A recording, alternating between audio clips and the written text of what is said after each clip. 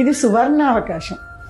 1.5 year నుంచి పెరగలేదు. ఎప్పుడైతే కొంచెం మార్కెట్ అందుకుంటుందో డబుల్ అవుతాయి. అంటే ఒక 15 lakhs వచ్చే ప్లాట్ 25 to 30 lakhs వెళ్ళిపోతుంది. సో ఇప్పుడు తీసుకుంటే ఇంకా చాలా బెస్ట్ అంట. చాలా బెస్ట్. 25 to 30 lakhs వెళ్ళిపోయినప్పుడు మన బడ్జెట్ కి అందనప్పుడు మనం డ్రాప్ అవ్వాల్సి వస్తుంది. అందరూ ఏమనుకుంటారంటే మార్కెట్ భూమిలో ఉన్నప్పుడు కొనాలనుకుంటారు. కానీ స్టాక్ మార్కెట్ కానీ రియల్ ఎస్టేట్ ఇన్వెస్టర్ మార్కెట్ కానీ ఎప్పుడైతే డల్ ఉందంటారో అప్పుడు కొనుక్కోవాలి.